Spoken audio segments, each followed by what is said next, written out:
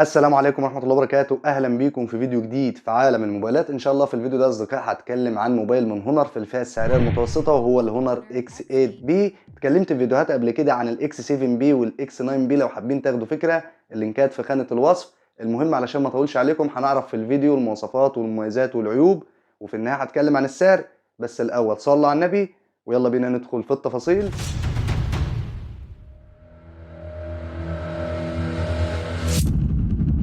اهلا بيكم من جديد في عالم الموبايلات. هبدأ معاكم اولا بالمواصفات العادية للهونر اكس 8 بي، والبداية مع التصميم. الموبايل مصنوع من خامات بلاستيكية سواء الظهر او الاطار الجانبي، والحقيقة التصميم رائع وشيك. اما الواجهة الامامية طبعا مصنوعة من الازاز. وابعاد الموبايل الطول 161.1 مللي والعرض 74.6 مللي. اما سمك الموبايل حاجة جامدة جدا 6.8 مللي والوزن 166 جرام. وزن الموبايل والسمك حاجة فخمة. الموبايل هيكون سمباتيك في الايد. طبعا الموبايل بيدعم شريحتين اتصال 4G ومش بيدعم تركيب كارت ميموري للاسف، وبيدعم بصمة الاصبع على زر الباور، وبيدعم بصمة الوجه خاصية التعرف على الوجه. وللاسف يا صديقي العزيز الموبايل بيدعم سماعات مونو عادية مش سماعات الستيريو، بيدعم محرر الصور والفيديو والمستندات، وبيدعم تشغيل الصوت والفيديو باكتر من صيغة. اما نظام التشغيل اندرويد 13 مع واجهة ماجيك او اس 7.2. دي المواصفات العادية للهونر اكس 8 بي. نيجي بقى للمواصفات الرئيسية واللي من خلالها بتقرر هتشتري الموبايل وبتحكم على الاداء. واولا البطارية واللي بتكون بسعة 4500 ملي امبير، وشاحن سريع بقوة 33 واط ومنفذ الشحن تايب سي. البطارية رغم انها 4500 ملي امبير الا انها هتقدم اداء كويس في كل الاستخدامات، واللي هيساعد في كده دقة تصنيع المعالج الموفرة للطاقة. اما مساحه تخزين الهونر اكس 8 بي، الموبايل بثلاث اصدارات. الاصدار الاول رام 8 جيجا وذاكره تخزين 128 جيجا بايت، والاصدار الثاني رام 8 جيجا وذاكره تخزين 256 جيجا بايت، والاصدار الثالث والاخير رام 8 جيجا وذاكره تخزين 512 جيجا بايت. والموبايل مش بيدعم تركيب كارت ميموري. نيجي بقى لشاشه الموبايل واللي بتكون من نوع الاموليد بحجم 6.7 بوصه بجوده الفول اتش دي بلس بدقه 1080 بكسل في 2412 بكسل مع كثافه بكسلات 394 بكسل لكل بوصه. والشاشه بتدعم معدل تحديث 90 هرتز هيفرق في سرعه الاستجابه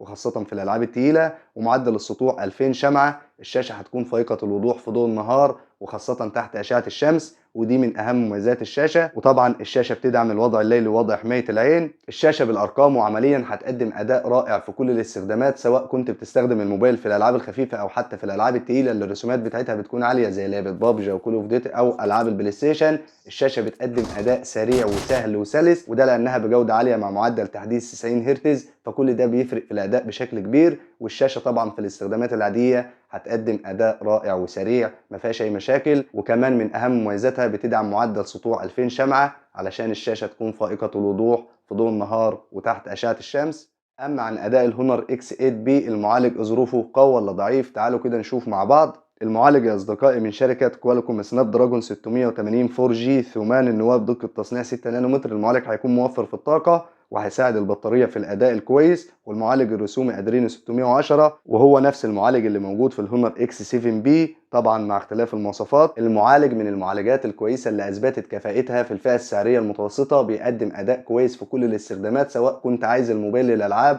سواء بقى الالعاب الخفيفه او حتى الالعاب التقيله، او حتى في الاستخدامات العاديه زي الانترنت او مشاهده الفيديوهات، او في اي استخدام انت عايزه. المعالج بيقدم اداء قوي خاصه ان في شاشه قويه من نوع الاموليد، فبالتالي هتاخد اداء رائع وسريع وسلس في كل الاستخدامات. نيجي بقى لكاميرات الهونر اكس 8 بي. واولا الكاميرا الاماميه واللي بتكون روعه حرفيا بدقه 50 ميجا بكسل بفتحه عدسه 2.1 وبتدعم الاتش دي ار والبانوراما والعزل والتجميل والتعرف على المشهد بالذكاء الاصطناعي وتصوير الفيديوهات بجودة الفول اتش دي بدقة 1080 بكسل بمعدل التقاط 30 اطار في الثانية. الكاميرا الامامية او كاميرا السيلفي من اهم مميزات الموبايل وهتقدم اداء رائع من حيث الجودة والالوان، هتاخد صورة سيلفي على الرايق. اما الكاميرات الخلفية في الموبايل بتكون ثلاثية مع فلاش ليد. الكاميرا الاولى والاساسية بدقة 108 ميجا بكسل بفتحة عدسة 1.7.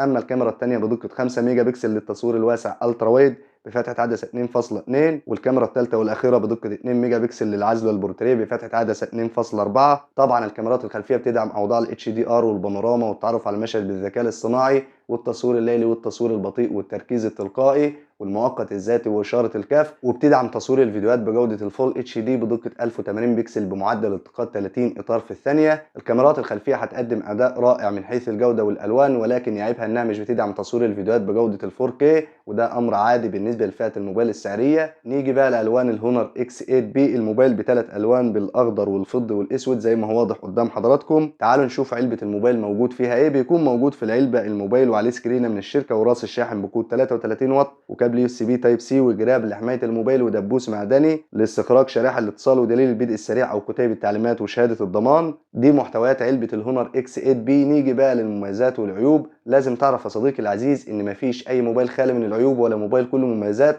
هبدأ أولا بالعيوب. من عيوب الهونر اكس 8 بي مش بيدعم خاصية NFC ولا بيدعم سماعات السيريو ولا بيدعم مدخل سماعات الأذن ولا بيدعم تركيب كارت ميموري علشان تزويد المساحة الخارجية. ومن عيوب الموبايل مش بيدعم تصوير الفيديوهات بجودة ال 4K، ولكن بيقدم أداء كويس في التصوير بشكل عام. نيجي بقى للمميزات. من مميزات الهونر اكس 8 بي الشاشة قوية لأنها من نوع الأموليد بجودة عالية وبتدعم معدل تحديث 90 هرتز، وكمان من أهم مميزاتها بتدعم معدل سطوع 2000 شمعة علشان الشاشة تكون فائقة الوضوح خاصة في ضوء النهار وتحت أشعة الشمس، فبالتالي هتقدم أداء سريع وقوي في كل الاستخدامات. وكمان من مميزات الموبايل المعالج بيقدم أداء سريع وسلس في أي استخدام. ومن أهم مميزات الهونر اكس 8 بي كاميرا السيلفي أو الكاميرا الأمامية بتقدم أداء رائع حرفيا من حيث الجودة والألوان، هتاخد صورة على الرايق. وآخر ميزة في الهونر اكس 8 بي التصميم رائع وشيك، وكمان الوزن خفيف والسمك سمباتيك، يعني حاجة محترمة في الإيد.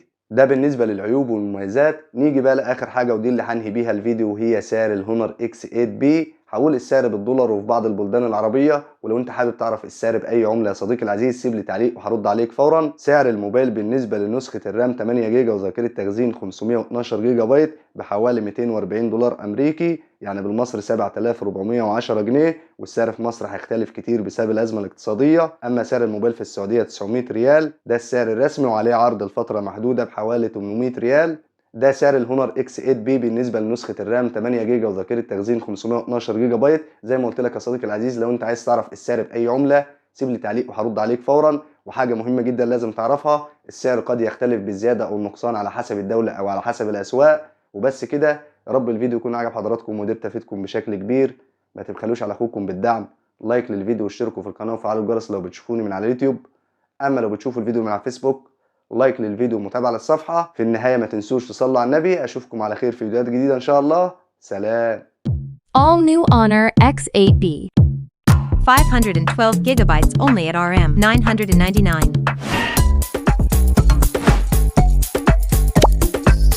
50 megapixel spotlight portrait. 108 megapixel camera. Extra immersive risk-free dimming AMOLED display. 6.78 millimeters super slim and stylish design.